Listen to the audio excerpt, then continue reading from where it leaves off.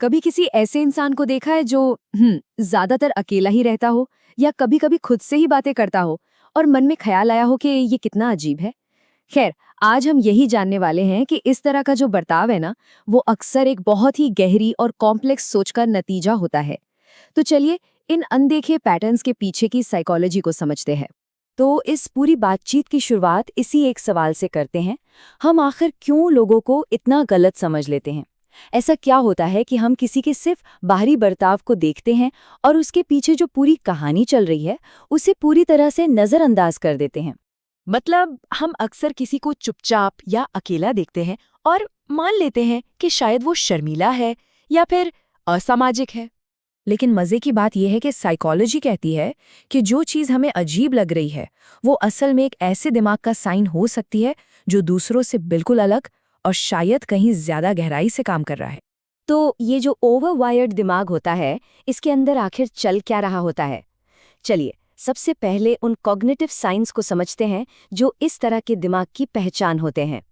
अच्छा, खुद से बात करना कोई अजीब आदत नहीं है। साइकोलॉजी की भाषा में इसे वर्बल रीजनिंग कहते हैं।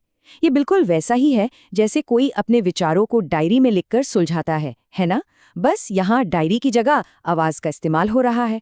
जब एक कॉम्प्लेक्स दिमाग अपने ख्यालों को शब्दों में बदलता है तो वो उन्हें बेहतर तरीके से ऑर्गेनाइज कर रहा होता है ताकि फोकस बना रहे और सही फैसले लिए जा सकें। और जिसे हम अक्सर ओवरथिंकिंग कह देते हैं, वो हमेशा चिंता की वजह से नहीं होती। जो लोग बहुत इंटेलिजेंट होते हैं उनके लिए ये कॉग्निटिव कॉम्प्लेक्सिटी है। उनका दिमाग ना नेचुरली ही हर डिटेल, हर नतीजे और हर उस संभावना पर गौर करता है जिसे शायद दूसरे लोग देखेंगे भी नहीं।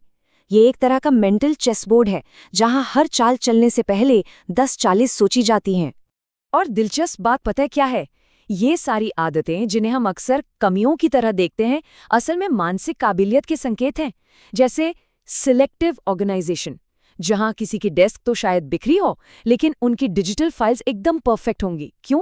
क्योंकि उनका दिमाग सिर्फ उन चीजों पर एनर्जी लगाता है जो सच में मायने रखती हैं। या फिर छोटी मोटी बातों से बचना, क्योंकि एक गहरा दिमाग सतही बातचीत में थक जाता है, वो तो नए आइडियाज और गहरे मतलब की तलाश में रहता है। लेकिन इस गहराई की एक कीमत होती है। तो अब बात करते हैं उस इमोशनल बर्डन की जो अक्सर इस तरह की सोच के साथ आता है।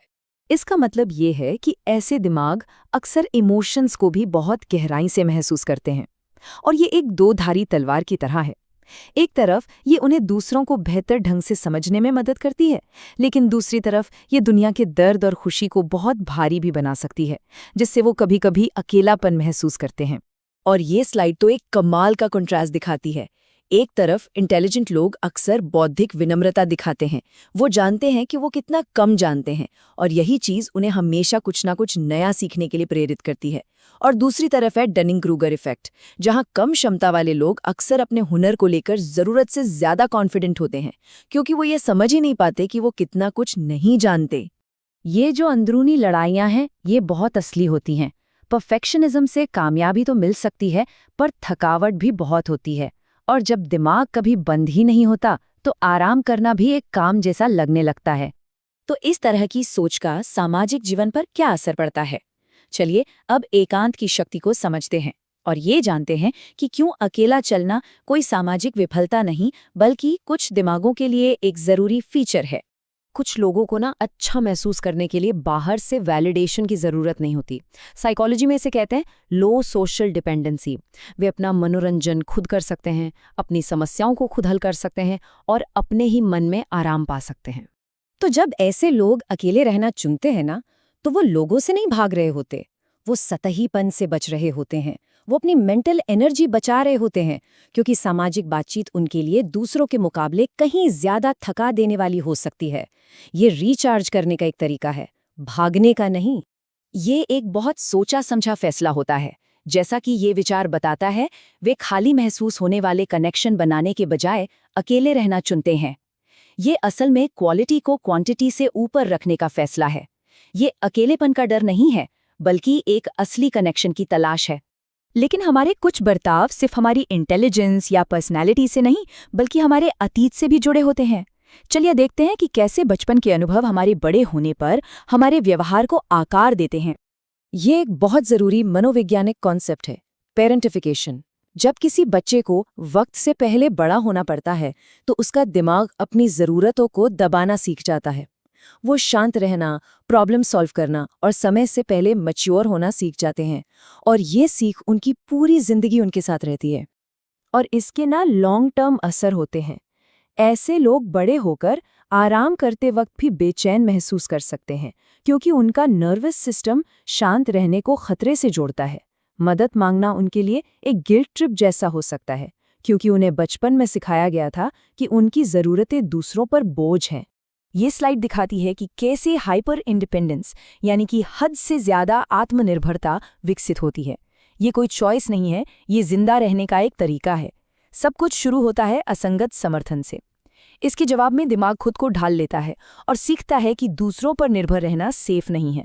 इससे पहला होती है आत्मनिर्भरता, और आखिर में मदद पर अविश्वास बन जाता है, क्योंकि खुद पर भरोसा करना ही एकमात्र सुरक्षित रास्ता लगता है। तो हमने संज्ञानात्मक आदतों, भावनात्मक बोझ और अतीत के असर को देखा है। अब इन सभी पैटर्न को एक साथ रखकर हम अपने और दूसरों के बारे में क्या समझ सकते हैं? सबसे जरूरी बात यही है, इसका मकसद किसी पर कोई ठप्पा लगाना नहीं है, बल्कि खुद को और दूसरों को बेहतर समझने और सहानुभूति को बढ़ावा देना है।